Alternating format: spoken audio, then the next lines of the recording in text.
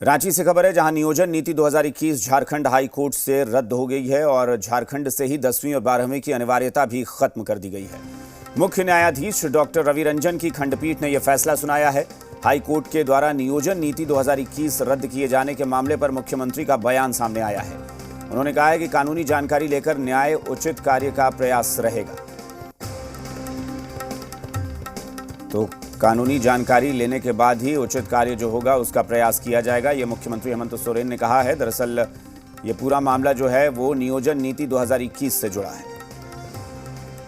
कि राज्यों में 10वां 12वां चलता है और सब राज्यों में 10वां 12वीं रखा है लोगों ने, वहां पर कोई कानून को और कोई कोर्ट उसको रद्द नहीं करता है। लेकिन दुर्भाग्य है इस राज्य का। चिंता मत कीजिए, इस विषय पर अभी आपका संज्ञान से हमारे नॉलेज में आया है, इसका पूरे कानूनी। अचार सिर्फ खाने के लिए ही नहीं है, कमाने के लिए भी है। ये अचार के बिजनेस करके महीने के 5 लाख कमा रहे हैं। आपको भी ये करना है तो फ्रीडम ऐप को अभी डाउनलोड कीजिए। जानकारी लेकर इस पर भी आप लोगों के लिए न्याय उचित कार्य कराने का हमारा प्रयास रहेगा। आप लोग निश्चित रहें, जो विभागीय स्तर का समस्या है, सरकार के स्तर का समस्या है, उसका समाधान किया जाएगा। और 1932 में बहुत जल्दी, आप चिंता मत कीजिए। आप तो गवर्नर साहब क्या करते हैं अब ये देखने वाली बात है। अब गवर्नर साहब कोई उसमें सीधे प्यार से आगे दे दे तो बहुत बढ़िया बात है। माननीय खंडपीठ ने फैसला सुनाते हुए संशोधन रूल्स जो 2021 का जेएसएससी संशोधन रूल्स था उसको रद्द कर दिया और कहा है कि झारखंड के बाहर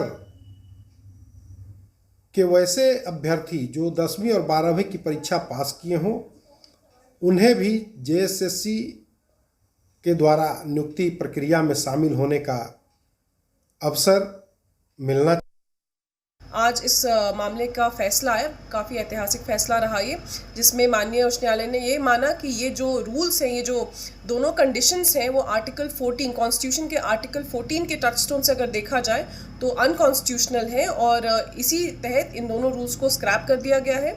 जो झारखंड स्टाफ सिलेक्शन कमीशन का examination rule as far as ये दो कंडीशंस हैं उनको स्क्रैप कर दिया गया है और जितने भी अपॉइंटमेंट प्रोसीजर्स जो इनिशिएट हो गए थे बेस्ड ऑन दीज रूल्स उनको भी स्क्रैप करते हुए कोर्ट ने डायरेक्शन दी है कि अब एक नए सिरे से new process, fresh appointment process should be initiated by Jharkhand staff selection commission.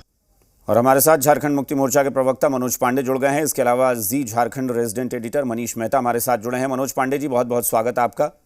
धन्यवाद जी। चूंकि अब सरकार का मुख्यमंत्री जिस तरह से बता रहे थे उससे तो साफ लग रहा है कि सरकार इस पर बहुत जल्द कुछ आगे न्यायिक प्रक्रिया में आगे बढ़ेगी और कुछ फिर नए सिरे से विचार करने वाली है। देखिए, मुझे लगता है जो लक्ष्य या जो सोच है माननीय मुख्यमंत्री की कि झारखंड के माटी के बेटों को उनका हक और अधिकार दिलाना है।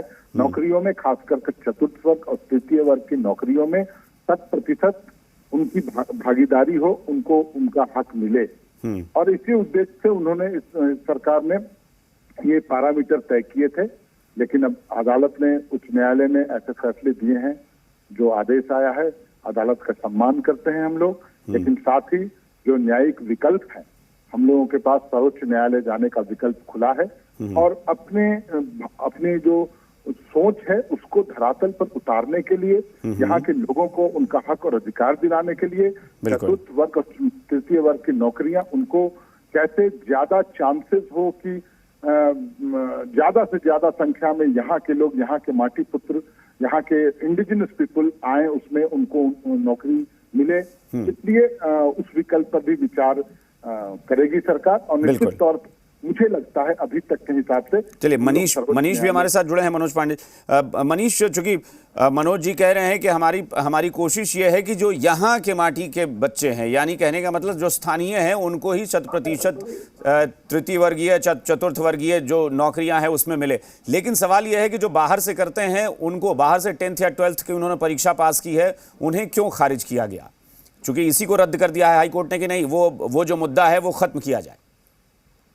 देखिए अभिषेक, इसमें महत्वपूर्ण बात यह है कि जिस आधार पे नियोजन नीति को 2021 को तय किया था राज्य सरकार ने, उस आधार को ही हाईकोर्ट ने एक तरह से वैलिड करार दे दिया है और कहा है कि राज्य सरकार के जो तर्क है वो कहीं से भी न्यायोचित नहीं है। और यही वजह है कि आप देखिए कि मुख्यमंत्री ने इस फैसले के कुछ ही मिनट के बाद जो देवघर में जो स्पीच दिया है, उन्होंने जनता को जो संबोधित किया है, उसमें उन्होंने सीधा जनता से कनेक्ट किया और ये पूछा है कि आप बताइए कि अगर झारखंड में जो झारखंड के बच्चे हैं, अगर वो 10वीं और 12वीं यहाँ से पास करते हैं और उन्हें हम नौकरी दे रहे थे तो क्या गलत कर रहे थे। लेकिन इस मसले में आगे क्या सरकार का रुख होगा, इस पर सीएम ने साफ संकेत दिए हैं कि वो कानूनी राय ले रहे हैं और कानूनी राय लेने के बाद इस पर न्यायोचित निर्णय लिए जाएंगे। यानी सीएम की तरफ से स्पष्ट संकेत दिए गए हैं कि हाई कोर्ट के इस फैसले को राज्य सरकार भविष्य में आने वाले दिनों में आप देखिए कि सुप्रीम कोर्ट में चैलेंज कर सकती है। बिल्कुल, ये मामला यानी दिल्ली तक जाएगा और ये सर्वोच्च न्यायालय तक जाएगा, ये तय है।